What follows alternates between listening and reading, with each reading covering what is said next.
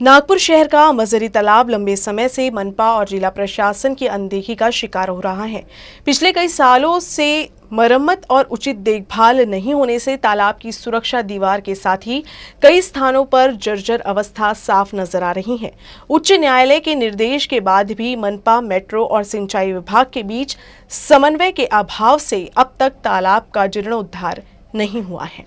नागपुर शहर का यह है अंबाझरी तालाब, शहर के इतिहास का गौरव और पर्यटकों के फेवरेट टूरिस्ट स्पॉट में से एक। फिलहाल अंबाझरी तालाब अपनी बदहाली पर आंसू बहा रहा है।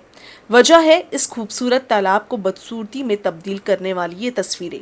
150 साल पुराना ये तालाब अब बुरी अवस्था में है। तालाब का सुरक्षा घेरा बुरी तरह से क्षतिग्रस्त हो चुका है। दीवार जगह जगह से क्रैक हो चुकी है और इन दरारों से लगातार पानी बह रहा है और इन्हीं दरारों की वक्त पर दुरुस्ती नहीं हो सकी तो आने वाले समय में बांध के फूटने का भी अंदेशा है। नागपुर महानगर पालिका के सुस्त रवैये के चलते ही इस तरह के हालात बने हैं। 2016 में स्थानीय प्रशासन ने तालाब की दुरुस्ती की रूपरेखा तैयार की थी, लेकिन जमीनी हकीकत इस तमाम वादों को लेकर कागजों पर ही दर्शा रही है। स्पिलवे को, अंबाझरी तालाब के बांध को क्रैक्स आई हुई है, उसका हेड रेगुलेटर खराब हुआ है, पुराना काम है, उसको एनी हो अपने को उसकी मरम्मत करके 2016 के बाद में तब से आज तक के इसके ऊपर में जो भी कुछ चल रहा है वो सब कागजी कारोबार चल रहा है, जो कि कागज के ऊपर उस बांध पे एक्चुअल स्थिति में अभी तक के कोई मरम्मत हुई नहीं है। लगातार बारिश से अंबाझरी तालाब भी ओवरफ्लो हो चुका है।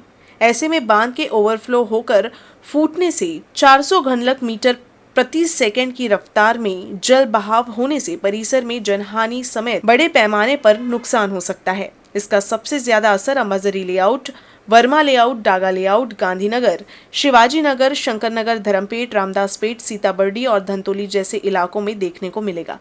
अंबाझरी को इस दुर्दशा तक पहुंचाने में अन्य सरकारी महकमों का भी बहुत बड़ा हाथ है।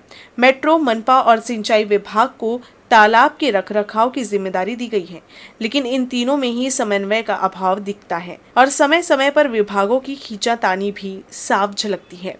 तालाब के मालिकाना हक को लेकर मनपा और सिंचाई विभाग में कोई तालमेल नहीं है। ऐसे में योजना केवल कागजों पर ही बनती रही, जिससे बांध की स्थिति बेहतर खस्ता हाल हो गई है। साल 2017 में बांध के पास मेट्रो के पिलरों को बनाने से खतरे की आशंका बढ़ते देख बॉम्बे हाईकोर्ट की नागपुर खंडपीठ ने जनहित याचिका दायर की गई थी। इस याचिका की सुनवाई के बाद सिंचाई विभाग को तत्काल बांध के जीर्णोद्धार का प्रस्ताव बनाने के निर्देश दिए गए थे। सिंचाई विभाग ने कई एजेंसी के माध्यम से सर्वेक्षण कर 21 करोड़ की निधि से 3 चरणों में उपाय योजना के प्रस्ताव को भी तैयार कर लिया है, लेकिन फंड के अभाव से मामला अटक गया। जीर्णोद्धार के लिए 75% राशि को राज्य सरकार और 25% राशि मेट्रो प्रशासन को वहन करना था। हालांकि अब तक इस तरह का प्रस्ताव ठंडे बस्ते में है, जिससे बांध का काम अधर में है। मनपा के जल प्रदाय विभाग से दुरुस्ती के प्रस्ताव को मंजूर कर 3 करोड़ रुपए आवंटित करने की भी जानकारी दी जा रही है, लेकिन सिंचाई विभाग के 21 करोड़ रुपए के प्रस्ताव में केवल 3 करोड़ रुपए देने से बांध का जीर्णोद्धार संभव नहीं है। तो ये जल संपदा विभाग काम करने वाली है, मालकी महानगर पालिका है और पैसा कुछ भाग में मेट्रो देने वाला। अब ये 3 तिगाड़ा काम बिगाड़ा वाला काम दिख रहा है, क्योंकि एक किसी के मालकी का रहता था तो ये काम उसने तुरंत करता था, तो इस वजह से शायद अभी तक की ये टाइम गया होगा, ऐसा मुझे लगता है। उच्च न्यायालय के निर्देश के बाद भी अंबाझरी बांध के मरम्मत का काम अब भी ठंडे बस्ते में है, जो कि बेहद चिंताजनक है। हालांकि बरसात के बाद अंबाझरी के जीर्णोद्धार का काम शुरू करने की बात अधिकारियों की ओर से कही गई है, लेकिन सवाल ये है कि बांध दुरुस्ती के लिए इतनी लेट लतीफी क्यों? फैजल खान के साथ अतुल गवई, UCN न्यूज़, नागपुर।